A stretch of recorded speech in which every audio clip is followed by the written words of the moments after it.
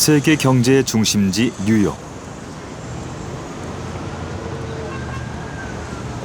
바쁘게 걸어가는 사람들 사이로 백발의 노신사가 보인다.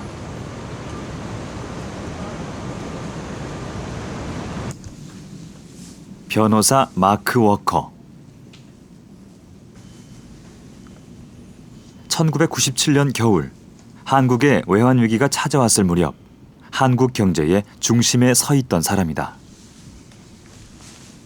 First, I received a call in December from a friend of mine at J.P. Morgan asking if I would be willing to advise the bank creditors of the Korean banks with respect to a developing situation in Korea, namely that the Korean banks had foreign exposure, foreign loans that they were not able to pay, and that the Korean government was running out of foreign exchange. For the moment, I will take him at his word. 외환이 바닥난 한국으로부터 빌려준 돈을 받을 수 있게 도와달라는 미국 JP모건 은행의 요청. 하지만 그는 정반대의 선택을 했다.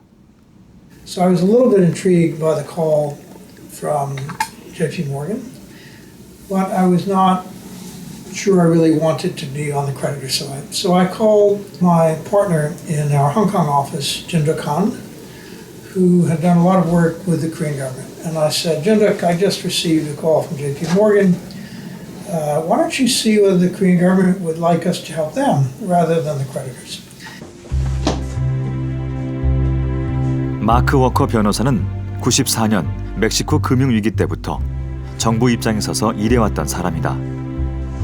이번에도 미국의 채권은행 대신 한국 정부의 편에 서기로 했다. 98년 1월, 그는 협상을 준비하기 위해 한국에 들어왔다. It was actually an extraordinary impression because the currency was devalued and nobody was in the streets. The streets were virtually empty. There were no cars. And you could go south of the river, you could go all over the city in 10 minutes, which today will take you an hour and a half. Strange feeling of a city which today is vibrant and full of people and noise and was relatively empty. I think also people were somewhat in a state of shock. IMF 긴급 구제 금융에 합의한 이후 한국은 한강의 기적이 몰락했다는 패배감에 쌓여 있었다. IMF 구제 금융을 받기로 했는데도 외국 자본은 계속 빠져나가 불안감도 팽배했다. 환율은 천정부지로 치솟았다. IMF 합의 전보다 더 위태로운 상황이었다. 이게 거저 무조건 주는 게 아니고 우리나라가 구조조정을 해야 된다는 약속이 붙어있는 이런 딱지가 붙어있는 돈이었기 때문에 우리가 제대로 이 새 정부가 이런 부실 금융기관이랄지 대기업, 재벌 대기업이랄지 이런 것들을 치유를 하는 거에 대한 신뢰가 생기기 전에는 모든 상황이 그러니까는 국제 금융사회에서의 신뢰가 생기지를 않았던 거지요. 우려 속에 외채 협상이 시작됐다. 한국 외채 협상단을 그림자처럼 수행하며 마크 워커는 채권단을 안정시키고 만기가 임박한 채권의 기한을 늘리는 것은 물론 이자율까지 낮추는 등 놀라운 결과를 끌어냈다. 그는 협상 기간 동안 한국보다 더 한국을 신뢰하고 지지하는 듯한 모습이었다. 설 연휴 마지막 날인 오늘 미국 뉴욕에서 낭보가 날아들었습니다. 우리 외환 위기 해소의 분수령이 될 뉴욕 외채 협상이 9일 만에 일괄 타결됐다는 소식입니다.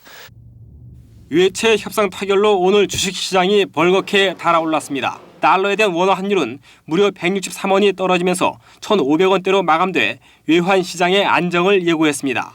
오늘 금융시장에서 가장 의미 있는 변화는 외채 협상이 성공적으로 마무리되자 비로소 한국 경제는 안정을 되찾을 수 있었다. 한국의 저력을 믿고 한국 스스로 위기를 극복해 나갈 수 있도록 이끈 마크 워커의 노력은 큰 도움이 됐다. 마크 워커가 자신이 소중하게 여기는 자료라면서 앨범 하나를 보여줬다. 협상 당시 기사들을 모아놓은 것이다. together for me at some point is that if there were default, they would fall off the cliff. But if we had a successful restructuring, Korea would be rescued. And this is the rescue. So this is the team rescuing Korea from falling off the cliff. I don't know who these people are. I'm here somewhere. Is it you? Yeah, this is, I say, Indiana Jones. I received a call from a gentleman who was working for the president. Yes. He said, "We need you to come back to Korea." And I said, "Why? We're done." And he said, No, the president wants to give you a medal. 한국 정부로부터 훈장을 받은 것을 영광스럽게 생각한다는 마크 워커. 그는 한국이 자신에게 고마워했지만 자신 또한 당시 한국에게 받은 감동이 컸다고 덧붙였다. At the time, there were people were lining up to donate gold and jewelry to the government, which frankly I've never seen in any country. It was really quite extraordinary. So it was interesting. Now it's 20 years later. Yes. If ever same situation come to Korea, are you working? If they asked me, I would do so in a heartbeat. I would love to. But I also don't want this to happen in Korea, and I don't think it will. IMF로부터 구제 금융을 받고 외채 협상에 성공하면서 한국 경제는 외환 위기로부터 벗어날 수 있는 전환점을 맞게 됐습니다. 하지만 여기에는 대가가 따랐습니다. IMF는 부실 금융기관과 기업들의 혹독한 구조조정을 요구했고 이에 따라 수많은 기업들이 퇴출되고 실업자들이 쏟아져 나올 수밖에 없었죠. 지금 제 뒤로 보이는 것 또한 바로 그런 가슴 아픈 현장 중에 하나였습니다.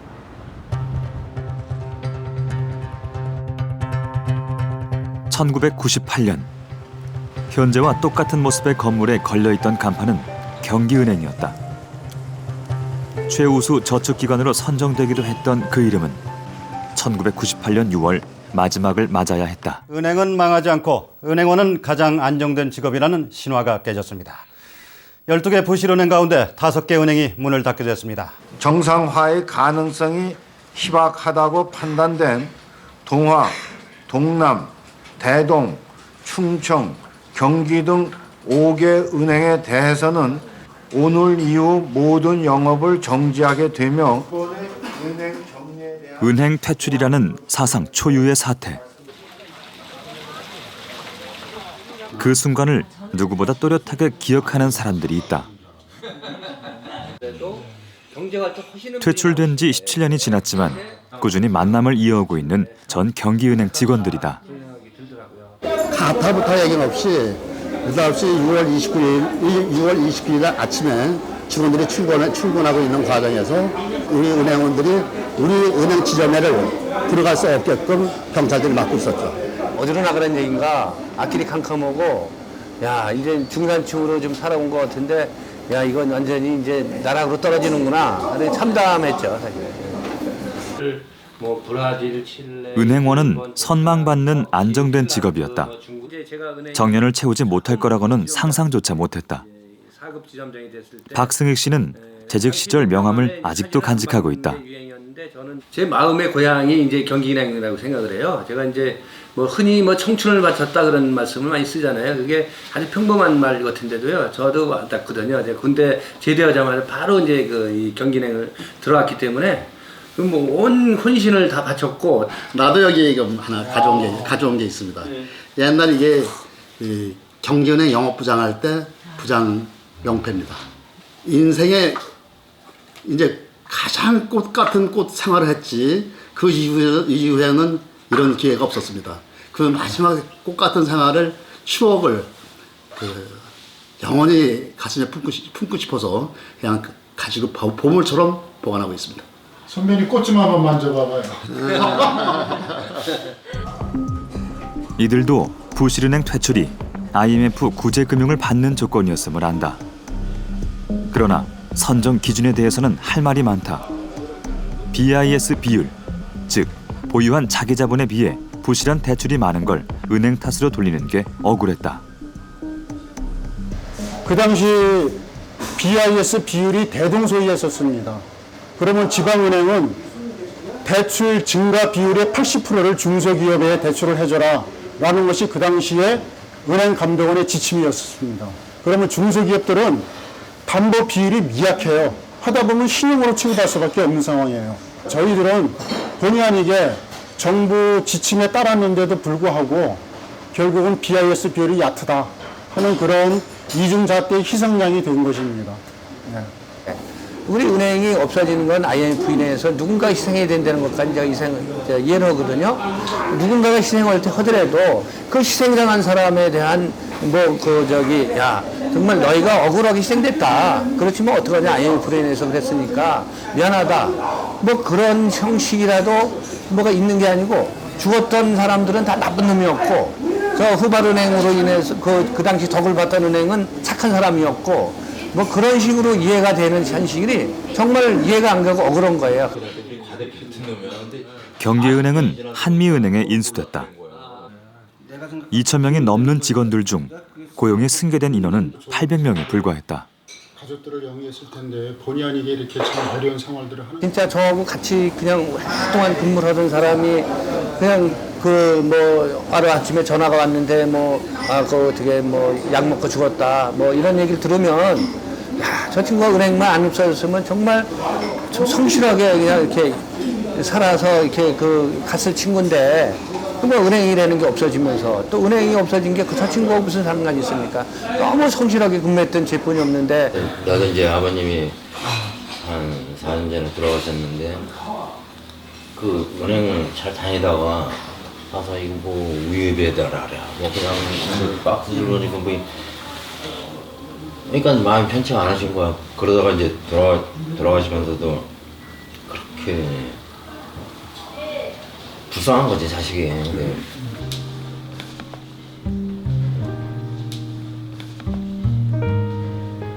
그렇게 난 죄송 들었고 그렇게 미안하더라고.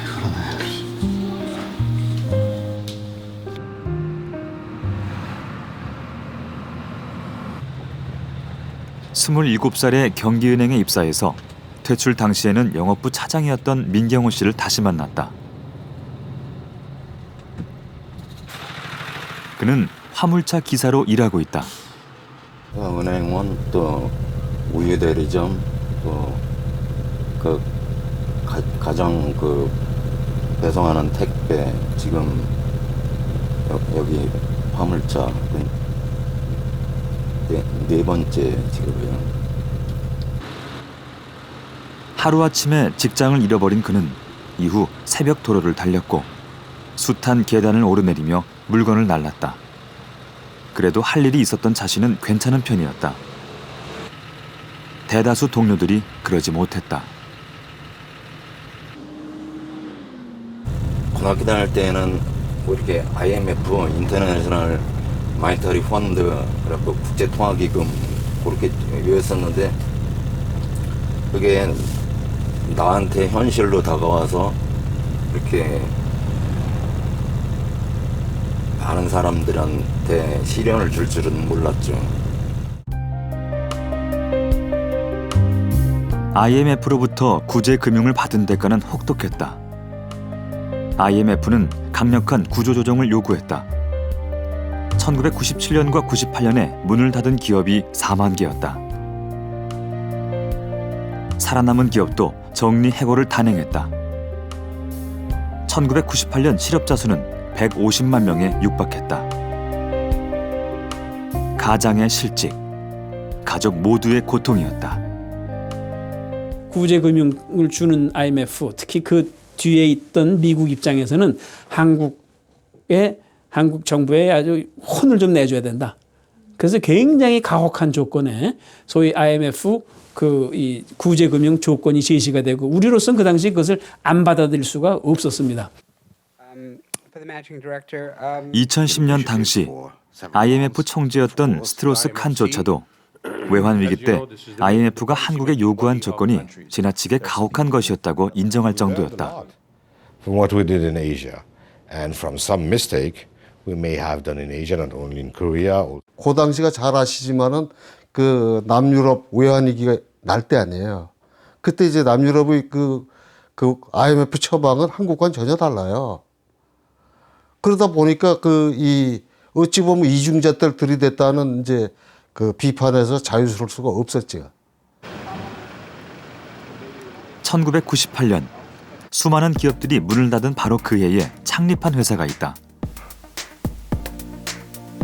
철강, 자동차, 반도체 등 대형 공장에 필요한 변압기 부품을 납품하는 커맨S.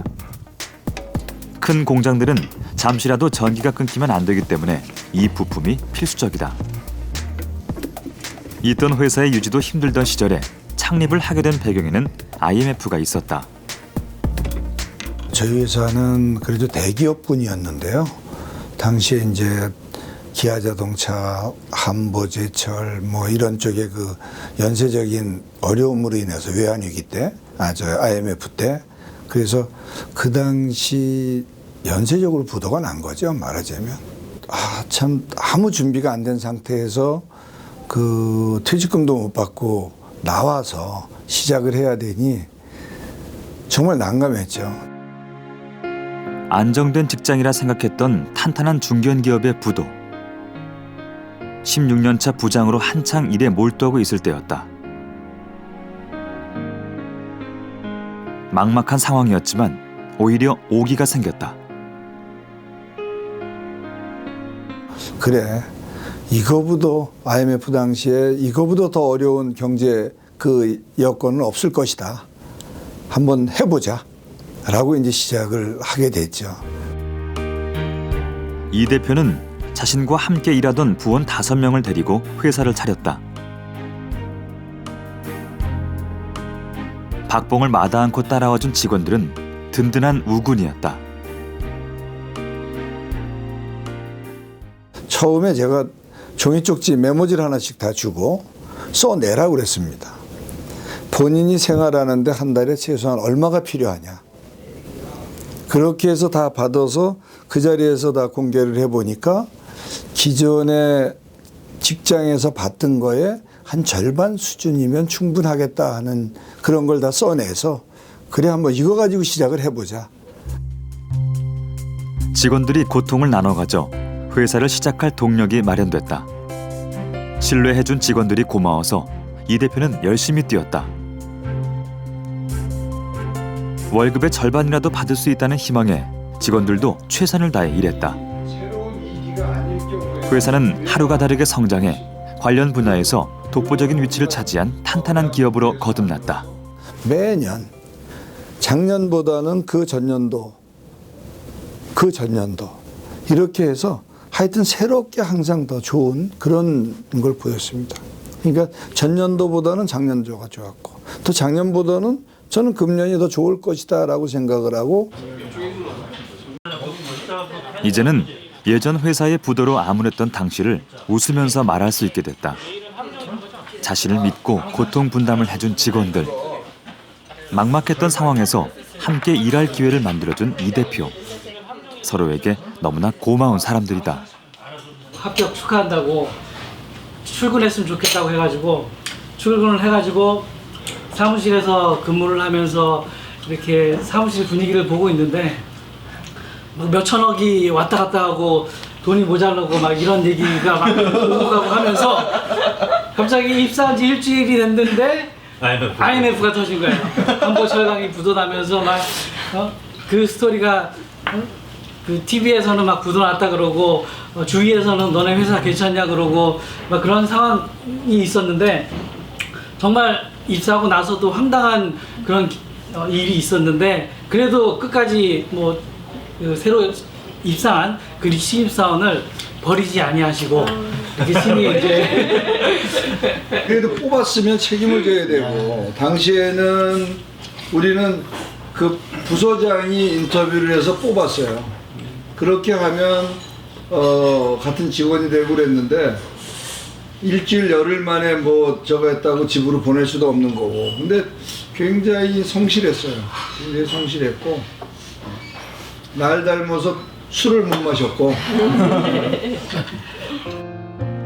위기를 함께 이겨냈기에 사장과 직원은 서로가 고맙다. 이 대표는 은행보다도 먼저 주 5일제를 도입했다. 직원 자녀의 학자금도 대학까지 지원한다. 창립 1주년을 맞아 직원 가족들까지 초대한 자리에서 이 대표는 이러한 자신의 계획을 발표했다. 바로 그 자리에 당시 초등학생이던 원가영 씨도 있었다. 지금은 가족이 아닌 직원으로 이 자리에 함께하고 있다. 아버지가 여기 계시고 뭐 회식도 지금 같이 하고 있어요. 어렸을 때 아버지 회사 다니시는 거 따라다니면서 이렇게 회사 분위기 보고 하니까 되게 가족적이고 친근하게 느껴지더라고요. 그래서 그 점이 되게 좋았고, 그래서 이런 정말 요즘 가족적인 분위기 이런 회사 많이들 원하잖아요. 그래서 저도 그래서 한번 들어와 볼까 해서 들어봤습니다. 좋아요. 아버님이랑 같이 다니니까 어떤 게 좋아요? 솔직히 불편한 것도 많죠.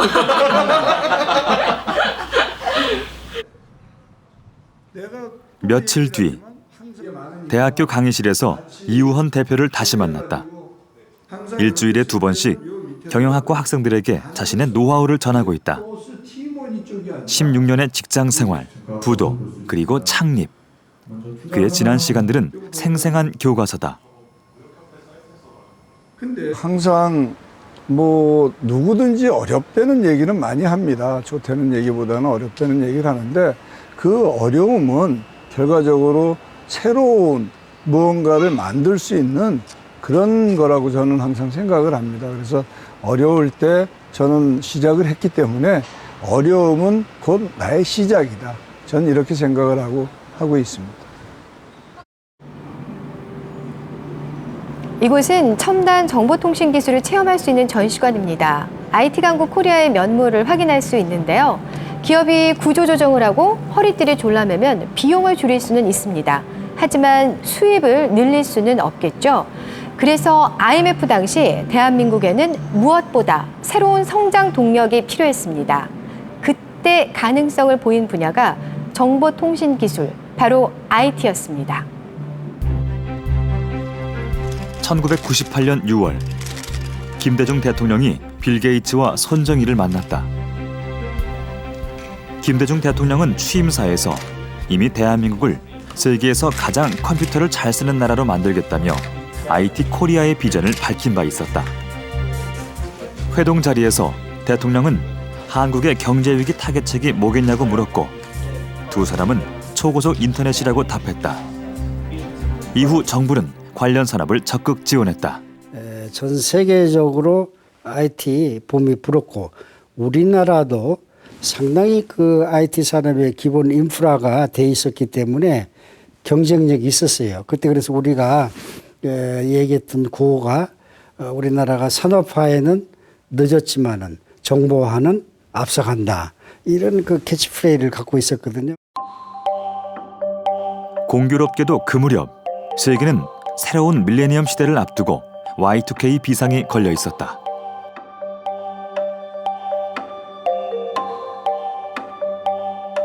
교통, 금융, 군사.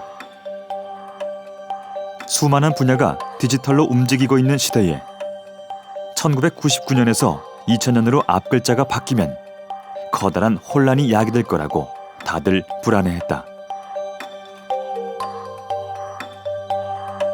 대형 사고에 전쟁까지 예상 시나리오는 다양했고 기술 분야는 물론이고 비상물품 업체까지 뜻하지 않은 호황을 누렸다.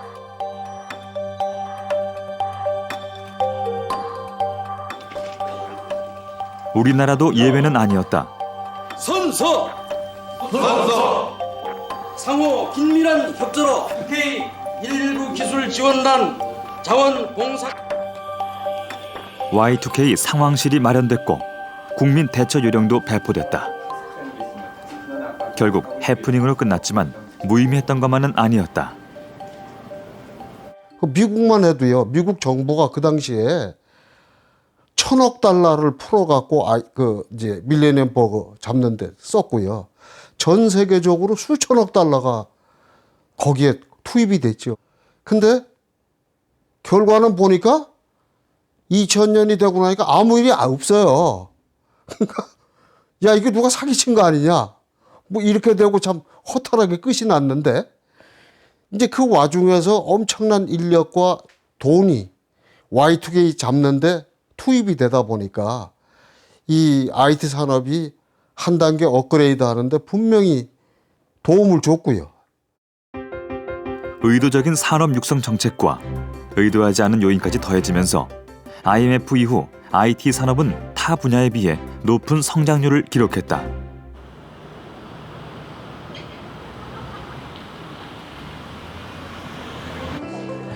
2000년에 시스템 튜닝 전문 회사로 출발해 2001년 오늘날의 이름으로 창립한 국내 최초의 데이터베이스 성능 관리 전문 기업 엑셈.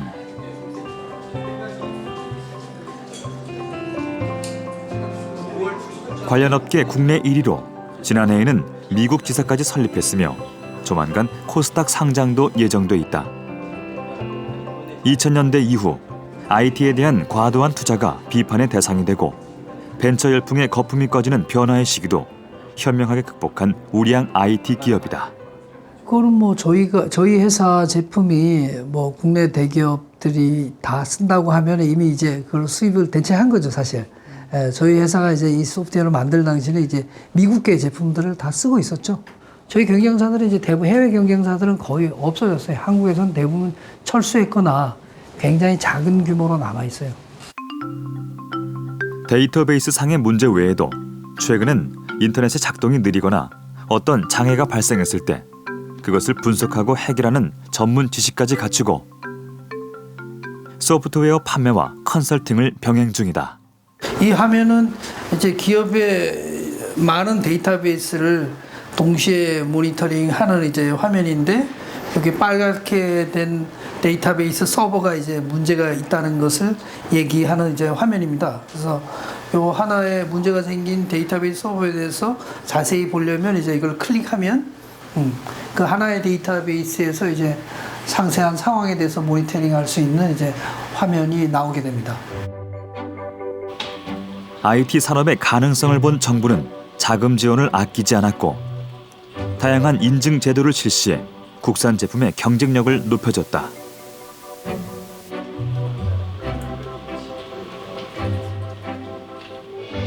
소프트웨어 개발 초창기 판로 확보에 곤란을 겪었던 엑셈도 정부의 인증을 받으면서 국내 기업들의 관심을 얻을 수 있었다.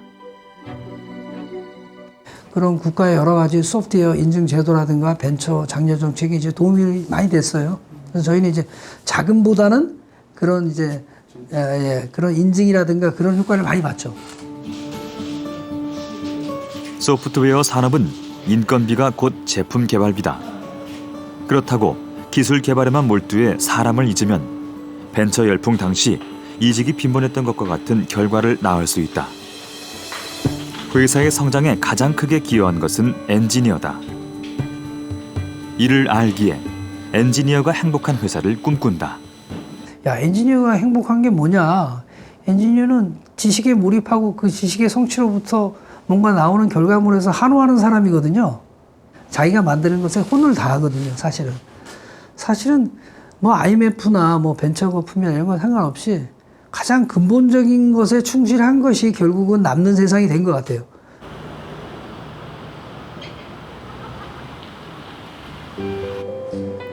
IT는 외환위기 극복에 있어 숫자 이상의 의미였다. 우리나라의 무너진 자존심을 일으켜 세웠다. 그 대표 주자가 정보통신 기술이 집약된 휴대폰이다. 대한민국 휴대폰 역사의 산 증인이라 할 수 있는 천경준 회장.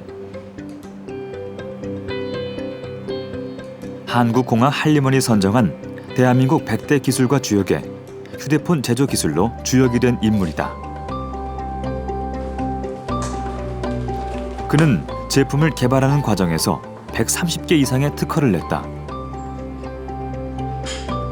회사는 그 내용을 금판에 하나하나 새겨 선물했다.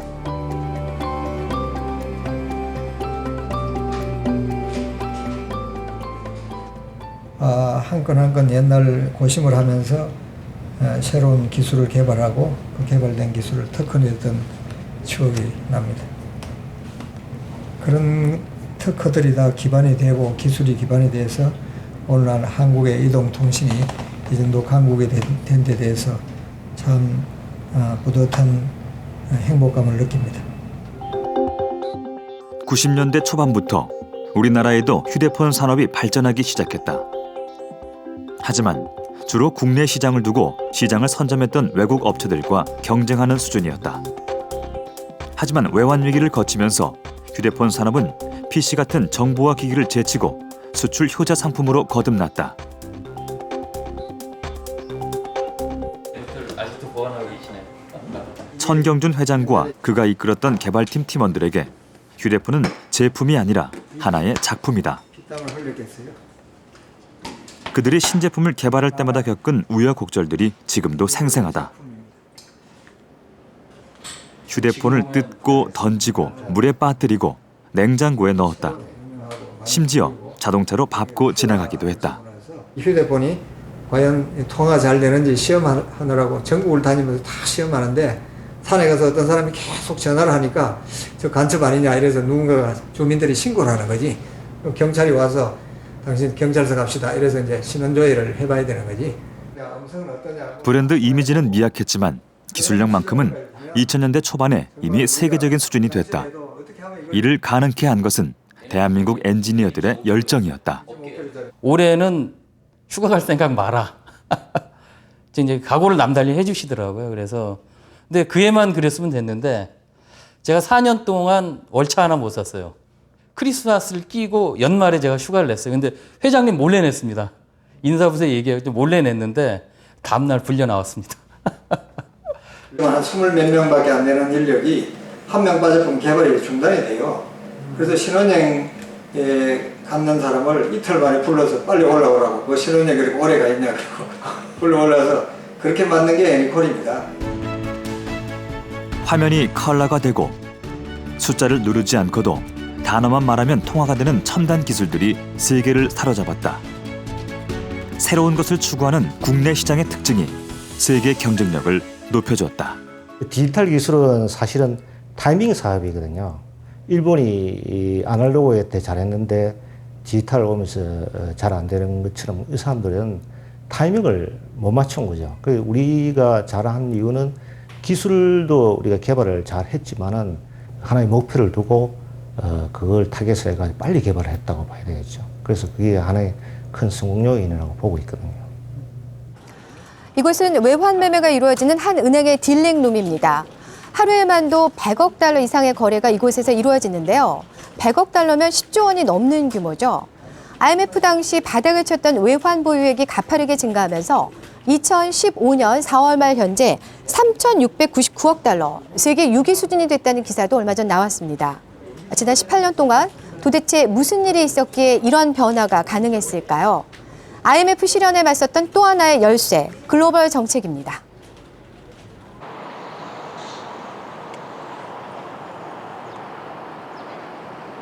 국내 시장 점유율 1위. 해외에서도 업계 5위를 노리고 있는 레이저 가공기 업체 HK.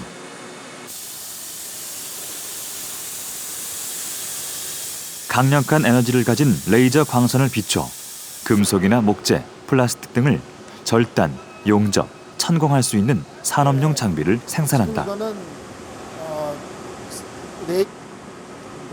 레이저로 다시 용접을 하는 건데 이렇게 함을 통해서 기계 구조가 굉장히 경량화될 수 있고 그래서 강성도 굉장히 뛰어난 그런 장점을 갖고 있어요. 그래서 이런 공정을 통해서 또 이런 설계를 통해서 우리 기계가 HK 기계가 뭐 세계 어느 나라의 기계보다도 다이나미즘이 더 뛰어나고 그리고 이렇게 높은 생산성을 가지고 미국 유학 시절 레이저 가공기의 가능성을 알게 된 계명재 대표. 1990년 5월에 회사를 설립했다. 국내 수요는 높아지고 있었으나 대부분 대기업들이 수입한 제품으로 충당할 뿐 당시만 해도 이렇다 할 국내 생산업체는 없었다. 승승장구였다. 그런데 IMF가 오고 나니까 이게 확 달라진 거죠. 뭐 수요는 뭐 거의 제로 상태로 됐고 새로운 기기가 팔리는 건커녕 계속해서 업체들이 사고가 나는 거예요. 경기가 완전히 죽어버리니까 기존에 우리가 팔았던 장비 근데 이제 상대방이 고객들이 부도가 나면서 우리가 갖고 와야 되는 장비 인수해 와야 되는 장비를 처리를 해야 돼요. 재고뿐만이 아니라 그러니까 그 두 가지 목적으로서 그때는 뭐 수출을 안 하고선 회사가 살 수가 없는 방법이 없는 거죠.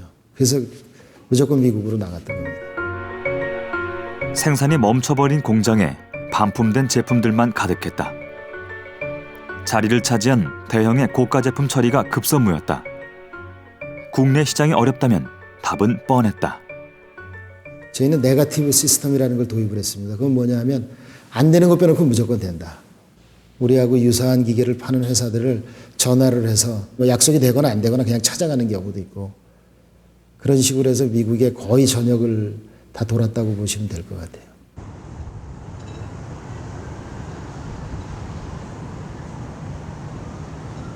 그렇게 도착한 곳이 바로 미국 기계 산업의 중심 도시 시카고다.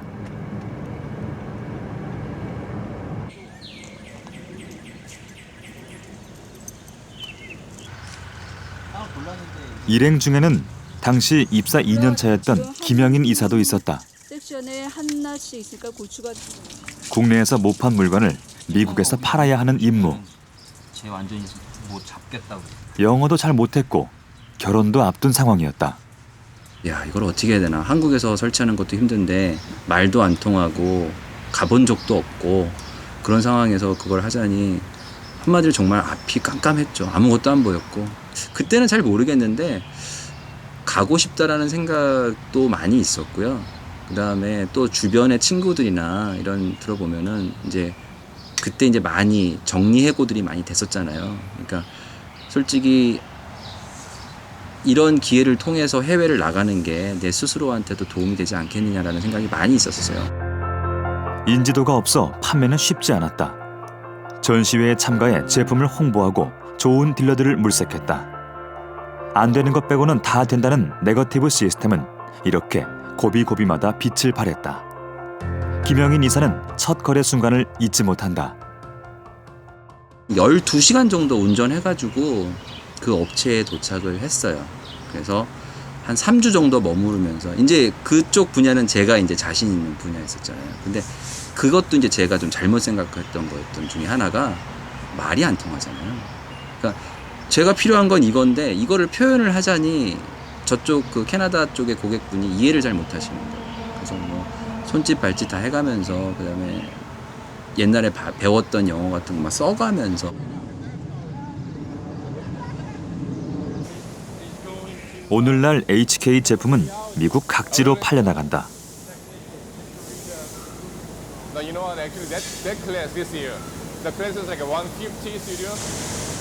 김영인 이사도 유창한 영어로 고객을 응대한다. 이는 캐나다에서 제품이 처음으로 판매된 그날이 있었기에 가능했다. Number one, the service from HK is fantastic, and the product we never had a problem with. So we've talked to other people, because we know people in the industry that have other lasers, and they've had a lot more problems. We had no problems whatsoever with HK. HK Robert and his people, Eric, came out and really introduced us to the machine and showed us and trained us. Not like other competitors of them where they just sell you a machine and then you don't even hear from them anymore. So HK's service is phenomenal, and that's why we went with HK. 일단은 한국적인 정서로 몸으로 부딪히고 그 다음에 열심히 하는 모습을 보여주고 이제 그거밖에는 저희한테는 그런 무기가 없었어요. 브랜드네임이 있는 것도 아니었었고 그렇다고 저희 기계가 다른 경쟁사보다 월등히 좋은 게 아니었었기 때문에 거짓말하지 않고 정직하게 저희가 하다 보니까 미국 사람들 입장에서는 전혀 경험하지 못했던 그런 것들을 경험하다 보니까 저희 회사의 어느 정도 인간적인 면에 좀 감동받은 부분도 있었던 것 같고요. 1998년 9월 한국의 IMF 실현이 한창이던 때 미국 현지 법인이 설립됐다. 원영상 법인장은 IMF 당시 같은 업종의 대기업에 근무하고 있었다. HK의 해외 시장 진출 과정을 제3자의 눈으로 지켜봤던 사람이다. 제가 그 다른 경쟁사에 있었는데 똑같은 상황을 맞이했었거든요. 저희가 납품한 장비가 다시 회수가 되고 그래서 그 중고 장비를 저희도 이제 판매를 했어야 되는데 다 국내에서만 제가 눈을 돌렸습니다. 그때 한광은 그 장비들을 이젠 수출에다가 이젠 그 돌려가지고 하게 된 거거든요. 그건 정말 대단한 결정이었어요. 그 마치 인천 상륙작전 같은 그런 돌파하는 그런 정말 기획이었습니다. 미국 현지 법인을 시작으로 중국과 터키에 현지 사무소가 설립됐다. 지금은 남미 시장까지 개척 중이다. 이거는 저희가 지금 그 브라질의 상파울로 쪽만 저희가 이제 확대해서 저희가 따로 이렇게 짜깁기 해가지고 지를 만든 건데 저희가 지난 한 3년 정도 동안에 한 20여 대 이상 저희가 판매를 했어요. 그래서 주로 상파울로 위아래로 해가지고 그래서 브라질도 굉장히 저희가 떠오르는 좋은 시장으로 저희가 지금 보고 2008년 미국의 금융 위기가 왔을 때 시장이 반토막이 될 정도로 어려워졌다. HK는 이를 반전의 기회로 삼았다. But what we need is over here a menu.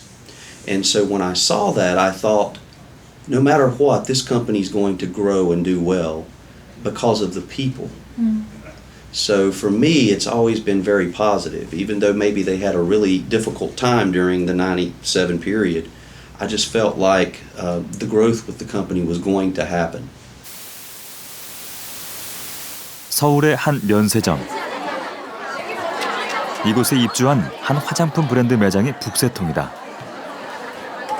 계산을 하려고 기다리는 줄이 끝도 없이 이어진다.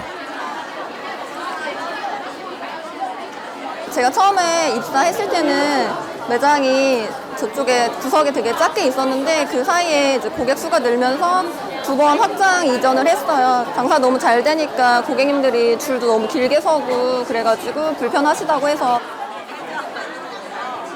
한 달 매출이 100억 원이 넘는다는 이 매장의 고객 중 80%가 중국인이다.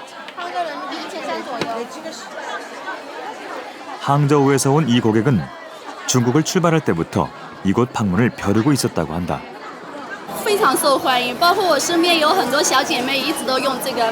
这次的话，我来韩国这边的话，身边有很多小姐妹也都叫我来帮他们来带，所以选了好多，还没有挑好，还在挑选当中，还在。 몰려드는 중국 고객의 싹쓸이식 쇼핑 때문에 한때 1인당 구매 수량을 제한하기도 했을 정도다.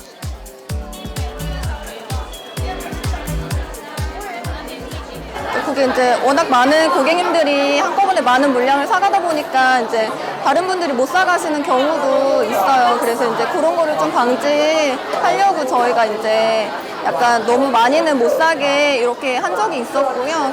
지금은 그게 이제 잘 조절이 돼가지고 여러 고객님들이 다양하게 물건을 구매하고 있습니다. 외환 위기 당시 4천억 원에 불과했던 이 회사의 지난해 매출액은 4조 7천억 원으로 10배 넘게 성장했다. 전년도와 대비해서도 21%나 증가한 것이다. 이 중 약 30%가 중화권 고객이 올려준 매출로 추정된다.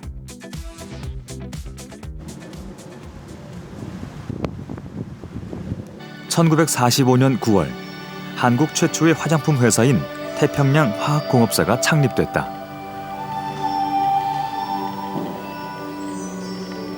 1964년 9월엔 아모레라는 상표가 첫 선을 보였고 방문 판매로 유통의 전기를 마련하며 창립 이래 늘 화장품 시장 1위를 차지했다.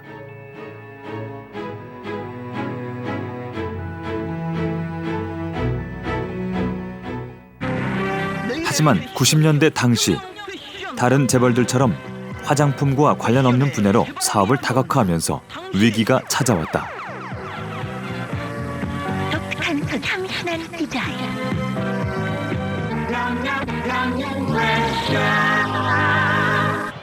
제2구 결단이 필요했다. 중견수 힘있게 달려옵니다. 중견수 패션, 금융, 스포츠 관련 사업을 접었다. IMF 시대보다 먼저 자의로 이뤄진 구조조정이었다. 깨끗하게 마무리했습니다. 유행처럼 번지던 사업 다각화가 A형 성장을 가져왔지만 수익이 안 나는 적자 사업을 시행하는 어려움을 미리 도래했었습니다. 이를 타개하기 위해서 아모레 퍼시픽은 핵심 업무, 기본 업무에 충실하자 해서 화장품 산업에 집중하기로 의사결정을 하고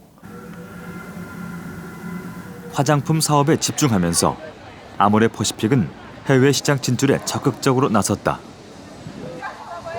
그 중에서도 특히 주목한 곳이 중국이었다. IMF의 고비를 넘어가고 있던 2000년 무렵부터 우리나라 수출이 크게 증가하고 있었는데 그 중에서도 중국으로의 수출은 가히 폭발적인 성장세였다. 아모레퍼시픽의 한 브랜드 상하이 매장. 평일 2,000명, 주말에는 3,4,000명이 방문한다. 중국 진출을 위해서는 치밀한 사전 준비가 우선이었다. 2000년 상하이에 현지 법인을 세운 후 먼저 중국인들의 취향과 피부를 분석하는 작업부터 했다. 중국이 한 시장이 아닙니다. 그래서 그 중국이 한 5대 권역 이렇게 시장으로 분류를 하는데요. 그 한 개 시장에 여러 가지 피부를 가지고 있기 때문에 그걸 하기 위해서 물경 한 3년여 정도 걸린 것 같습니다. 그래서 5천여 명에 대한 고객에 대한 그 피부 조사라든지 그 기호도 조사를 해서 완성해 나간 것이죠. 지난해 10월 이 회사는 중국 내 생산, 물류, 연구를 통합하는 허브가 될 뷰티 캠퍼스를 상하이에 건립했다. 중국 내 지속적인 성장 기반을 마련한 것이다. 현재의 성공에 머무르지 않고 앞으로도 중국 시장을 비롯한 해외 진출을 적극적으로 확대해 진정한 글로벌 기업이 되겠다는 것이 회사의 목표다. 그래서 우리도 전자산업이나 자동차 산업 쪽에서 나온 글로벌 기업 같이 뷰티 산업에서도 진정한 글로벌 기업이 나오는 것을 아모레퍼시픽은 목표로 하고 있고요. 가능하다고 생각을 합니다. 기업들의 해외 무대 도전은 성공적이었고 덕분에 우리 경제는 위기에서 벗어날 수 있었습니다. 그리고 현재 더 많은 기업들이 새로운 해외 시장으로의 진출을 꿈꾸고 있고요. 이를 가능케 할 글로벌 인재를 필요로 합니다. 그래서 그럴까요? 요즘 취업을 준비하는 청년들은 영어뿐 아니라 제2, 제3 외국어까지 공부합니다. 그 밖에도 각종 스펙 쌓기에 여념이 없는데요. 더 이상 대학 졸업장이 취업의 보증수표가 될 수 없기 때문이겠죠. 90년대 학번은 바로 이런 변화의 경계에 선 세대들입니다. 취업난 1세대, 스스로는 낀 세대라고 말하는 그 시대의 청춘들 만나보시죠.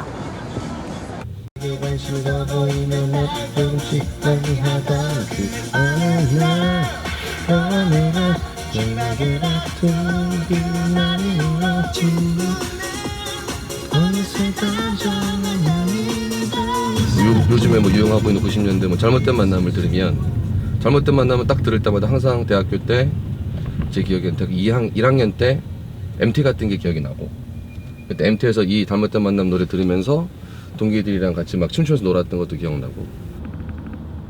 95학번 김영국 씨. 그의 대학 시절엔 상반된 두 가지 이미지가 있다. 입학할 때 자유롭고 신났던 시간과 졸업할 때 분주하고 지쳤던 시간. 그렇죠. 이거 집에서 들으시면 안 되는데. 그러니까 저도 자취를 했었는데 좀 뭐라 그래야지. 그냥 물론 얘기하면 제가 오징어회를 되게 좋아하는데 오징어회가 집 앞에 딱 들어가는데 10,000원이었어요. 10,000원이었는데 그 10,000원짜리 오징어회를 지갑에 10,000원이 있는데 이 10,000원은 내일 차비로 써야 되는 거고 그러니까 내일 회사에 면접 보기로 가기로 해서 내일 아침에 일어나서 밥 먹고 차비로 써야 되는 돈이고 근데 나는 오늘 저녁에 저 오징어회가 너무 먹고 싶은 거야. 근데 먹을 수가 없잖아요. 내일 써야 되는 돈이니까. 그러니까 그래서 그것 때문에 뭐라 그럴까? 좀 되게 유치한 얘기는 한데 막 주먹을 안 쥐고 나 꼭 돈 벌어야 되겠다라는 생각을. 그는 노량진 학원가에서 학생들을 가르치고 있다. 2003년에 이 거리와 잠시 인연을 맺었다가 3년 전부터 다시 본격적으로 강의를 하는 중이다. 유학을 가고 싶었으나 1998년에 집안 형편이 갑자기 안 좋아져 군대에 갔다. 대학교 때 사진이나 이런 것들이 하나도 안 남아있고 제가 일부러 보관하거나 찾고 있지도 않아요. 그러지 않는 이유가 아주 솔직히 말씀드리면 그렇게 기억하고 싶지는 않은 시기라서. 왜냐면 별 의미가, 그러니까 나쁜 게 아니라 의미가 저한테는 이렇게 없어요. 그러니까 대학교라면 뭐 낭만을 쌓고 캠퍼스에 낭만도 없었고, 그렇다고 뭔가 열심히 공부해 스펙을 많이 쌓았던 것도 아니고, 뭐 그래서 아까 말씀드린 낀 세대였기 때문에 요즘에 좀 남아있는 게 좀 없는 것 같아요. 직장 동료들도 비슷한 시기에 대학 생활을 한 이들이다. 공연 기획자를 꿈꾸기도 했고 경영학도로서 괜찮은 회사에 취업하고도 싶었다.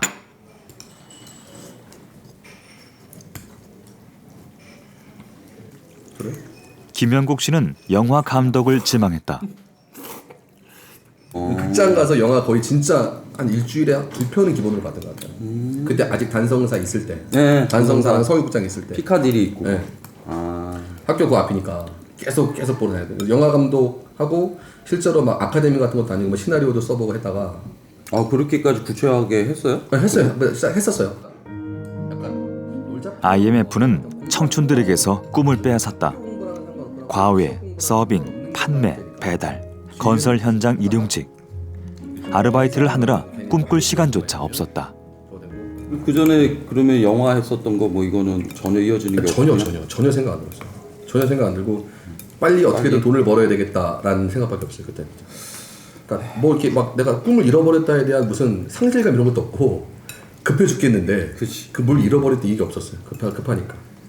얘네가 없으면 앞에 있는 사람에게 뒤에 있는 명사에 대해서 급여, 학점, 대출이자, 취업률, 경쟁률. 꿈을 쫓는 대신 각종 숫자에 매달려야 했던 시절. 그런데 최근 노량진에서 강의를 하면서 김영국 씨는 그래도 자신은 오늘의 청춘들보다는 형편이 좋았던 것 같다고 말한다. 한때였지만 영화에 미쳤던 시절도 있었으니까.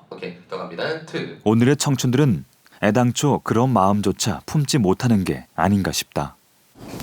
원래 꿈이 공무원이셨어요? 아니요, 원래는 아니었는데 졸업 직전부터 해서 지금 고민을 하다가 교육 관련 회사에서 일도 조금 해보고 이런저런 고민 끝에 교육행정공무원 쪽으로 나가게 됐어요. 원래 저도 남들처럼 그냥 대기업 같은 데 들어가고 싶었는데 뭐 남들이 선배들도 보면은 잘 안 되고 이런 거 보면서 힘들구나 생각하면서 그냥 공무원 쪽으로 갔습니다. 아버지가 직장에서 쫓겨나는 것을 보고 인심 좋았던 어머니가 슈퍼를 닫는 걸 본 청년들이 선택 아닌 선택을 하고 있다. 너무 힘들어 보입니다. 그러니까 저랑 비교해서도 그렇고 지금 학생들이 IMF 경험 있는 게 아닌 건 당연한데, 그러니까 그때부터 시작해서 안정성이라 대한 직업 안정성에 대한 생각도 있고, 그다음에 학생들 뭐가 있냐면 아무리 말이 많아도, 그러니까 스펙에 상관없이 시험 하나로 들어갈 수 있는 시험이 공무원이기도 하니까. 그래서 어쨌든 시험 공정성에서 학생들이 얻을 수 있는 가장 좋은 직업군 중에 하나가 된 거죠. 그때부터 시작을 해서 지금까지 그런 것들이 이제 선배에서 후배로 내려오면서 계속 이어져 내려오는 거죠. IMF 외환 위기는 한국 경제의 모습을 완전히 바꿔놓았다. 산업화, 고도 성장의 신화가 사라진 자리에는 비정규직, 청년 실업의 쓸쓸한 그림자가 남았다. 97년 그 겨울에 혹독했던 추위는 아직도 현재 진행형이다. 그러나 그 시절에도 땀으로, 지략으로, 용기로 위기를 기회로 만든 사람들이 있었다. 다시 한국 경제의 심장을 뜨겁게 뛰게 할 그런 믿음이 우리를 다시 도전하게 만들 것이다. 1998년 US 여자 오픈 최종 라운드 마지막 홀. 공을 치기 위해 양말을 벗고 물에 들어갔던 박세리 선수의 모습 기억하실 겁니다. 얼마나 연습을 했는지 양말 신은 부분만 하였죠. 이날의 우승은 당시 IMF로 고통받던 국민들에게 우리도 하면 된다는 희망을 안겨줬습니다. 이후 한국은 특유의 근면 성실함과 기술력으로 IMF 구제 금융시대를 조기에 끝낼 수 있었는데요. IMF의 유산이 우리 사회에 수많은 과제를 남기긴 했지만 이것 한 가지만은 분명하게 말할 수 있습니다. 시련을 만났지만 우리는 거기서 주저하지 않고 다시 일어나 달렸다고 말이죠.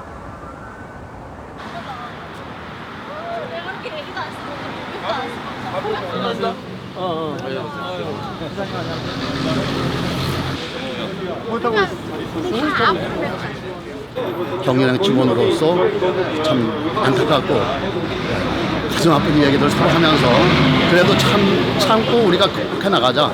해야만 우리가 여기서 좌절하면 안 된다.